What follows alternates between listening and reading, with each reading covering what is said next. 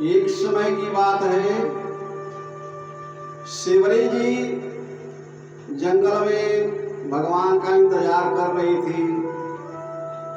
बहुत दिनों से तपस्या कर रही थी, भगवान का इंतजार करती है और भगवान के आने के लिए वो रास्ता अपना फ्रेश करके रखती है। इसलिए फ्रेश करती है कि अपने कुटी से कुछ दूर तक रास्ता फ्रेश करती है।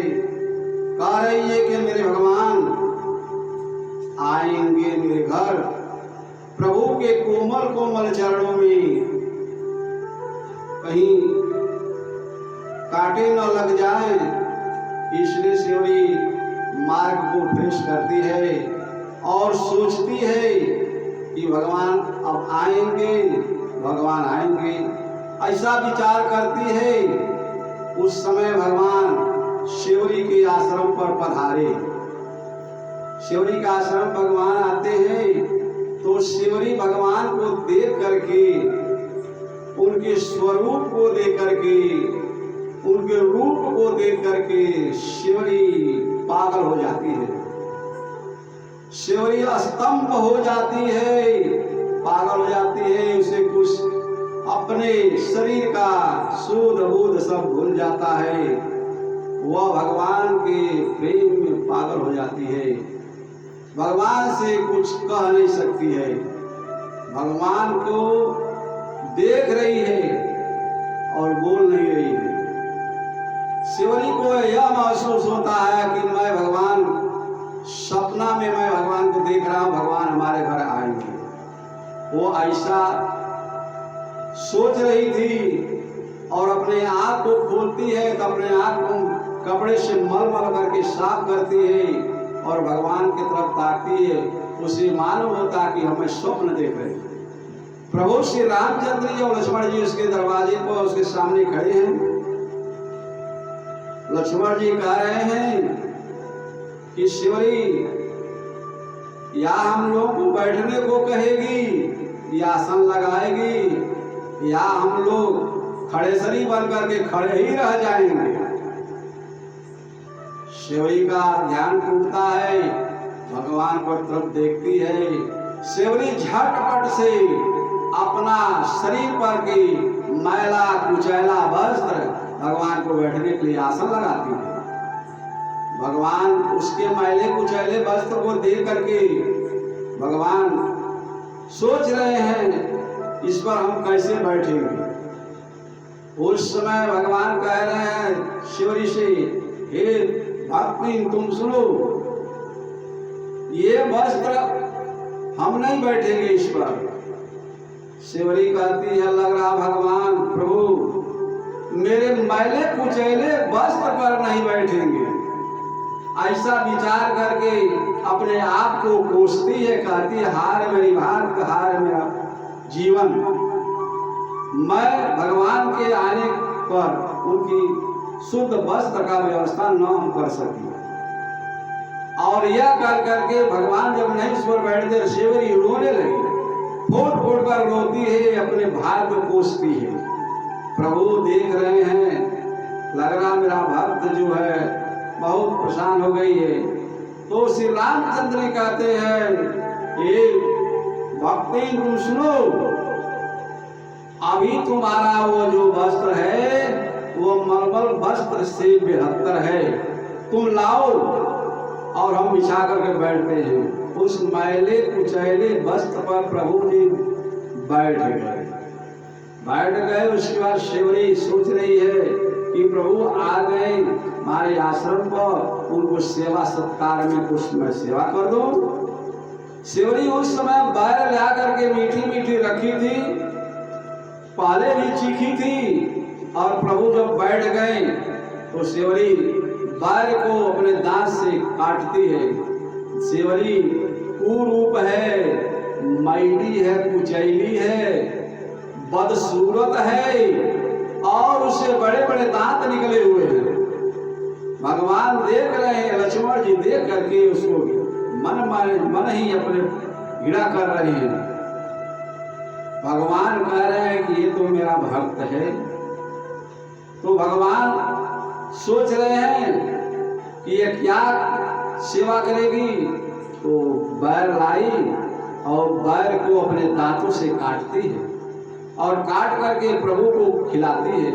प्रभु प्रेम से खाते हैं और खा करके प्रेम से उसको आशीर्वाद देते हैं, उसकी बहादुरी देते हैं कि ये तुम्हारी बैर जो है कितनी स्वादिष्ट, कितनी अम्लीय, कितनी मीठी है, क्या इसमें तुम कुछ डाल दिया है क्या? सेवरी करे, हे प्रभु जी इसमें कुछ नहीं है, इसमें आपका प्रेम भरा हुआ है, आपका प्रेम मैं डाल दिया हूँ इस बैर में। प्रभु बड़े चाव से खाए। प्रभु खाने के बाद सेवरी लक्ष्मण जी की तरफ बढ़ाती है। लक्ष्मण जी वह मैली कुचैली और बदसूरत और दांत निकले हुए देख करके हाथ में लेते हैं, प्रभु के भय से लेते हैं, खाते नहीं। वह बैर लेकर के हाथ में समय पाकर के पीछे तरफ फेंक देते हैं। वह जाकर के धौलागिरी पर्वत पर गिरता है और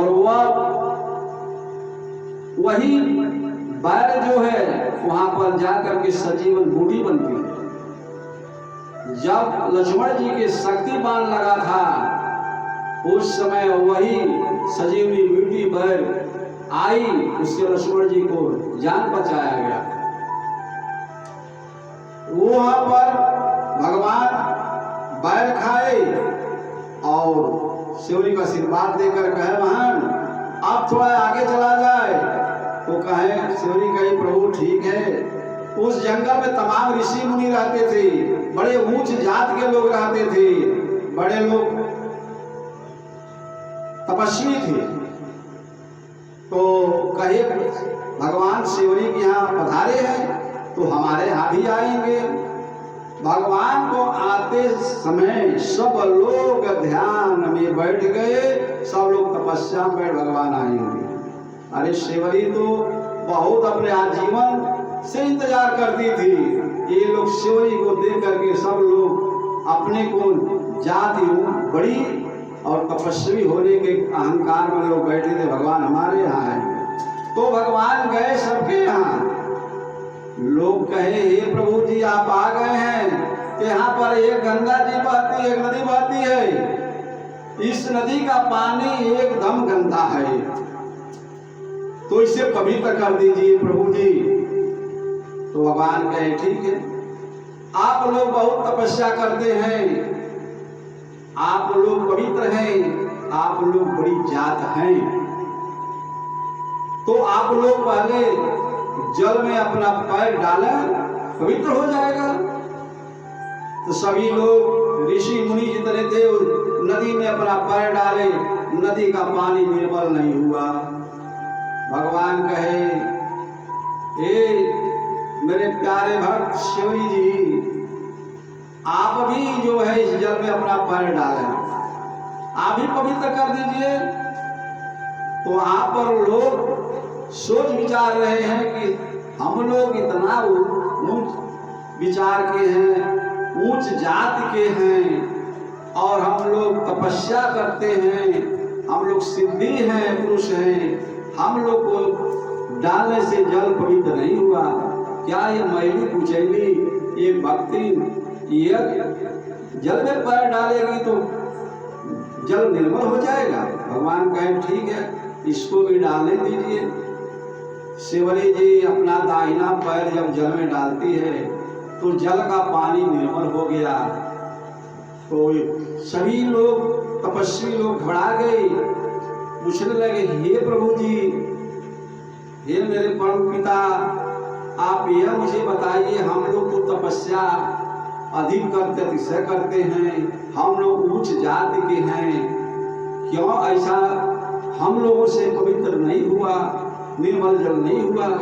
और एक शिवरी जो है एक भक्तिन है, ये जंगली है, जंगल में रहती है, इससे पवित्र हो गया। भगवान कहे हे महाराज आप सुनिए, जात बड़ी नहीं होती है, जात नहीं बड़ी होती है, कर्म बड़ा होता है। जिससे रामायण में श्री गोस्वामी तुलसीदास जी महाराज ने लिखा है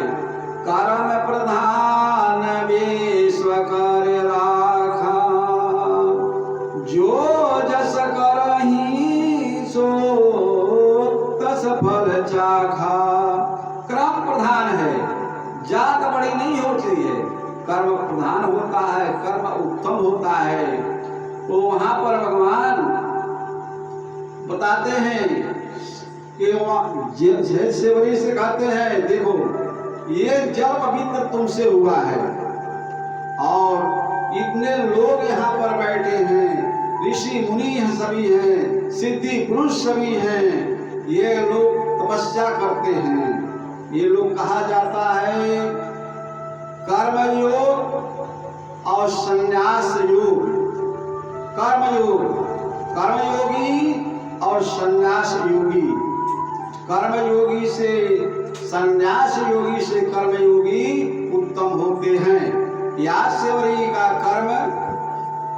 का कर्मयोग है और सन्यासियों का कर्म संन्यास है।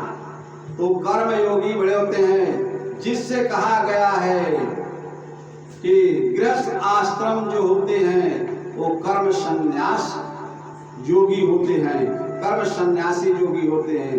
कर्म संन्यास से भगवान प्राप्त होते हैं।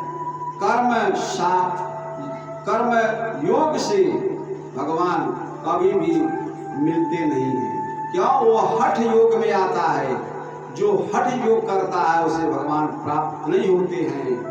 इसलिए कर्म योगी सन्यासी से उत्तम है, भगवान कर्म योग से प्राप्त होते हैं।